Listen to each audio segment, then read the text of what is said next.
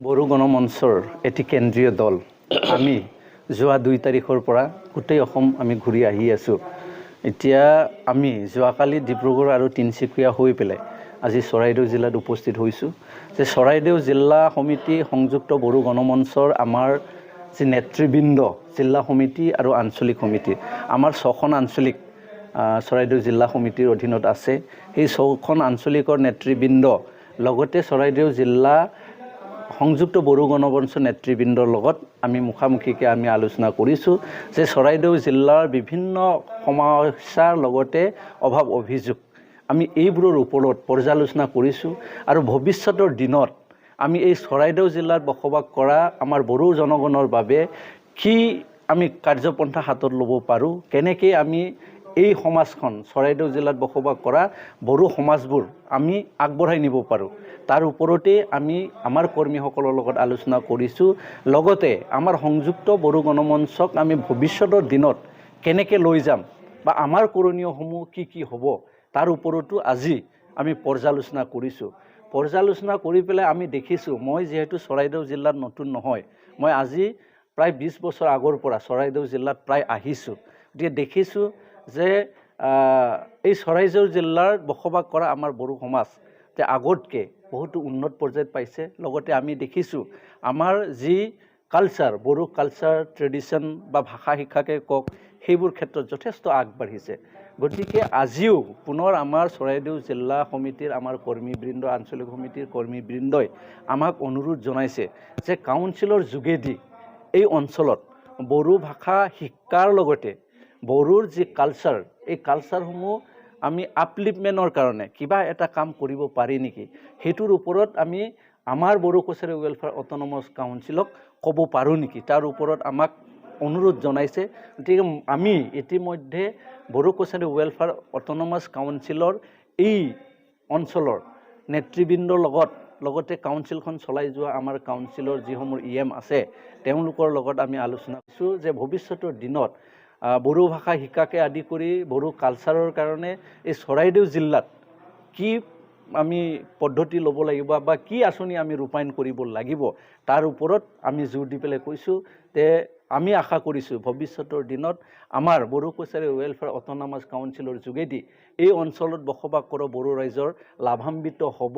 লগতে আমি আজি অনুষ্ঠিত কৰা এই সভাত আমাৰ জিলা আৰু আঞ্চলিক পৰ্যায়ৰ নেতৃবৃন্দই আমাক অনুৰোধ ৰাখিছে বা আমাক কৈছে যে যিহেতু খুব কম পুঁজি আমাৰ কাউন্সিলখনক দিয়া হৈছে অসম চৰকাৰৰ তৰফৰ পৰা, এই পুঁজিটো বঢ়াব লাগে, বঢ়াবৰ কাৰণে চৰকাৰৰ লগত আলাপ আলোচনা কৰিব লাগে। লগতে আমাৰ যি কাউন্সিলৰ ভিলেজ নটিফিকেশ্যন আৰু সমষ্টি গঠনৰ প্ৰক্ৰিয়া এই প্ৰক্ৰিয়াটো সমাপ্ত কৰি পেলাই ইলেকশ্যন অনুষ্ঠিত কৰি নিৰ্বাচন অনুষ্ঠিত কৰি এটি নিৰ্বাচিত চৰকাৰ বড়ো কালচাৰেল ৱেলফেয়াৰ অট'নমাছ কাউন্সিলত আনিব লাগে। সেই বিষয়টো আমাৰ আজি চৰাইদেউ জিলা আৰু আঞ্চলিকৰ নেতৃবৃন্দ আমাক অৱগত কৰিছে আৰু ইতিমধ্যে এই বিষয়টো লৈ পেলাই আমি চৰকাৰৰ লগত কেইবাবাৰো আলোচনা কৰিছোঁ আৰু চৰকাৰক অনুৰোধ জনাইছোঁ খুব সোনকালে কৰি দিব লাগে। মই পুনৰ ইয়াৰ যোগেদি আপোনালোকৰ এই চেনেলৰ যোগেদি মই চৰকাৰক অনুৰোধ ৰাখিব বিচাৰিছোঁ এই কামসমূহ যাতে আপোনালোকে খুব সোনকালে কৰে। লগতে BTR একৰ্ডৰ দফাসমূহৰ ওপৰতো আজি অলপ পৰ্যালোচনা হৈছে।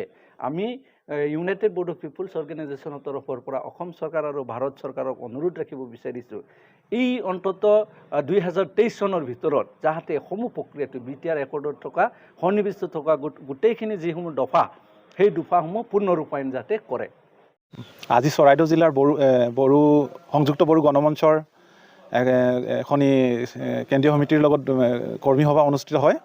এই কৰ্মী সভাত আমাৰ চৰাইদেউ জিলাৰ অন্তৰ্গত যিবিলাক আঞ্চলিক সমিতি আছে এই আঞ্চলিক সমিতিৰ 6খন আঞ্চলিক সমিতিৰ আমাৰ আজি কৰ্মী সভাত প্ৰত্যেক আঞ্চলিকৰে 10জনকৈ প্ৰতিনিধি অংশগ্ৰহণ কৰিছে আৰু আমি ভাবিছোঁ আমাৰ এই সংযুক্ত বড়ো গণমঞ্চ চৰাইদেউ জিলাত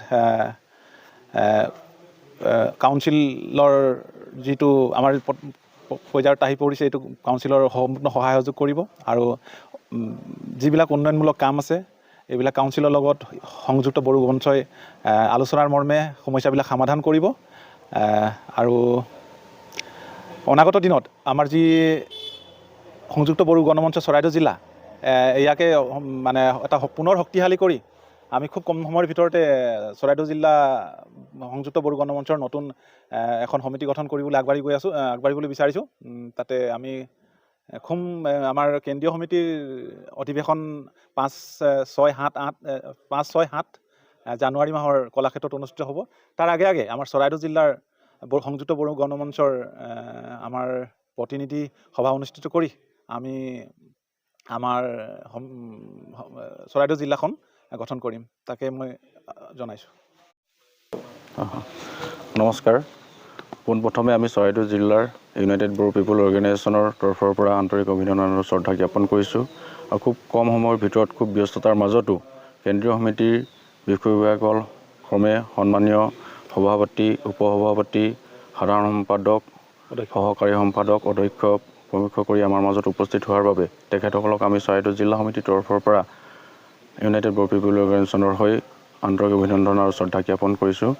ইতিমধ্যে আমাৰ যি ৱৰ্কাৰ মিট অনুষ্ঠানটি ইতিমধ্যে হৈ আছে, তো তাৰ মাজতে আমি আপোনালোকক জনাব বিচাৰিছোঁ যে সমগ্ৰ অসমত বসবাস কৰা বিটিআৰৰ বাহিৰত বসবাস কৰা বড়ো জাতিটোৰ সৰ্বাংগীন উন্নয়নৰ স্বাৰ্থত যি ইউনাইটেড বড়ো পিপল অৰ্গেনাইজেশ্যনৰ নেতৃত্বত Bodo Kachari welfare autonomous council আমি পাবলৈ সক্ষম হ'লোঁ। ইয়াৰ ওপৰতো আমাৰ মাজত ইতিমধ্যে চৰাইদেউ জিলা সমিতিৰ সন্মানীয় ইউনাইটেড বড়ো পিপল অৰ্গেনাইজেশ্যনৰ বিষয়ববীয়াসকলৰ আগত ইতিমধ্যে আমি আমাৰ মাজত উপস্থিত থকা সন্মানীয় বিষয়ববীয়াসকলে কেন্দ্ৰীয় সমিতিৰ অৱগত কৰিছে যাতে আমি বড়ো জাতিটো কেনেদৰে আগবাঢ়ি যাব পাৰিম, আমাৰ বড়ো জাতিটোৰ সৰ্বাংগীন উন্নয়নৰ স্বাৰ্থত শিক্ষা, স্বাস্থ্য, সংস্কৃতি আৰু ৰাজনৈতিকভাৱে আমি যাতে আগবাঢ়ি যাব পাৰোঁ, এই ক্ষেত্ৰত আমাৰ বিশেষভাৱে আলোচনা হৈছে। আৰু এই সংবাদ মাধ্যমৰ জৰিয়তে আমি জনাব বিচাৰোঁ যে অনাগত দিনত আমাৰ চৰাইদেউ জিলাৰ সমগ্ৰ বড়ো জাতিটোৰ উন্নয়নৰ স্বাৰ্থত আমি চৰাইদেউ জিলা ইউনাইটেড বড়ো পিপল অৰ্গেনাইজেশ্যনে সদায় সকলো সময়তে আমি উপস্থিত থাকি তেখেতসকলৰ লগত যিকোনো কাম কাজত সহায় সহযোগিতা আগবঢ়াই নিয়াৰ আমাৰ প্ৰতিশ্ৰুতি আছে। আৰু এয়াই আজি আমি ক'বলগীয়া চৰাইদেউ জিলাৰ ইউনাইটেড বড়ো পিপল অৰ্গেনাইজেশ্যন তৰফৰ পৰা ইমানতে কৈ আমি সামৰণি মাৰিছোঁ। ধন্যবাদ।